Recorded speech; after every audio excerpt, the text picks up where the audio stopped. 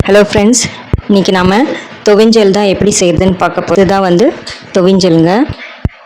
இது கடையில் துவைஞ்சல்னு கேட்டு வாங்கிக்கோங்க. கழுவிட்டு க்ளீன் பண்ணி வச்சுக்கோங்க. இப்போ அதுக்கு ஒரு வெங்காயம், ஒரு 4-5 தக்காளி போட்டிருக்கு. குக்கர்லேயே டைரெக்டாக போட்டுருங்க. அதோட இந்த கழுவி க்ளீன் பண்ணி வச்ச துவைஞ்சலை போட்டுக்கலாம். துவைஞ்சல் குழம்பு இது. ஒரு 4-5 ஸ்பூன் பாசிப்பருப்பு கழுவி அதையும் இதோட சேர்த்துக்கோங்க. இது கூட மஞ்சத்தூள் 1/4 ஸ்பூன் போட்டுக்கோங்க. மிளகாய்த்தூள் உங்கள் காரத்துக்கு ஏற்ற மாதிரி போட்டுக்கோங்க. நாங்கள் இதுக்கு 2 ஸ்பூன் போடுறோம். தேவையான அளவு உப்பு. வீடியோவை லாஸ்ட் வரைக்கும் பாருங்கள். இதோட பெனிஃபிட் என்னன்றதும் சொல்கிறேன். தண்ணி சேர்த்து அது முழுகிற அளவுக்கு சேர்த்தா போதும், அதிகமாக சேர்க்க வேண்டாம். இப்போ ஒரு 5-6 விசில் விட்டு எடுத்துக்கலாம். 5-6 விசில் விட்டு எடுத்தாச்சு. நல்லா வெந்துருச்சு. இப்போ கருவேப்பிலை, புதினா, கொத்தமல்லியெல்லாம் சேர்த்துட்டு அதோட அரைச்சி வச்ச தேங்காய் அரைக்கும் போதே கசகசா 1 ஸ்பூனு, சோம்பு 1 ஸ்பூன் சேர்த்துக்கோங்க.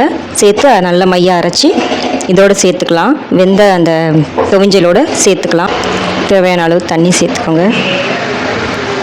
வயிறு வலியெல்லாம் கொஞ்சம் அடிக்கடிக்க வயிறு வலிக்குது, வயிறு ரணமாகுதுன்றவங்களுக்கு இது கொடுத்தா இப்போ குழந்தை பெற்றவங்க அந்த மாதிரி இருந்தாங்கன்னா அவங்களுக்கு உடனே கொடுக்கக்கூடாது. ஒரு 2 மாதம் ஆனதும் வயிறு ரணமாக இருக்குது அப்படின்னாங்கன்னா அந்த நேரத்தில் இந்த மாதிரி செஞ்சு கொடுத்தா நல்லா ரணம்லாம் ஆறிடும். வயிற்று 1 வாட்டி 2 வாட்டி வயிறு புண்ணுலாம் உடனே சரி பண்ணிவிடும்.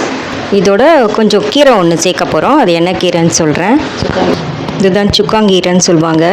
பசலைக்கீரை மாதிரியே இருக்கும் பார்க்குறதுக்கு. இது அதை இலையை மட்டும் எடுத்து இது மாதிரி க்ளீன் பண்ணி நல்லா 4-5 வாட்டி சுத்தப்படுத்திட்டு தண்ணியில் மாதிரி பொடியாக கட் பண்ணி வச்சுக்கோங்க. இப்போ சுக்காங்கீரை கொதி வந்துருச்சு. குழம்பு நல்லா சுக்காங்கீரை தாளிப்பு கொடுத்துட்டு ஒரு 5 மினிட்ஸ் கொதிச்சா போதும். சட்டுன்னு இந்த கீரை வெந்துடும்.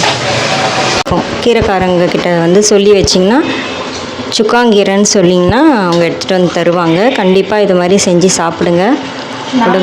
சாப்பிடாதவங்க வெறும் பைத்தியம் பருப்பு கூட போட்டு கூட தேங்காய் அரைச்சி ஊற்றி கூட்டு மாதிரி பண்ணி சாப்பிட்லாம். வானிலையில் எண்ணெய் வச்சுருக்கு. கொஞ்சம் ஒரு 2 பட்டை 2 லவங்கம்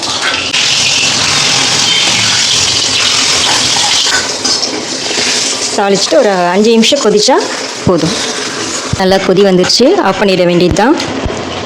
இது சாப்பாட்டுக்கு, இட்லி, தோசை, சப்பாத்திக்கெலாம் கூட ரொம்பவே செட் ஆகுங்க. ரொம்ப சூப்பராக இருக்கும். ட்ரை பண்ணி பாருங்கள். லைக் பண்ணுங்கள், ஷேர் பண்ணுங்கள், சப்ஸ்கிரைப் பண்ணுங்கள். தேங்க்யூ ஃபார் வாட்சிங்.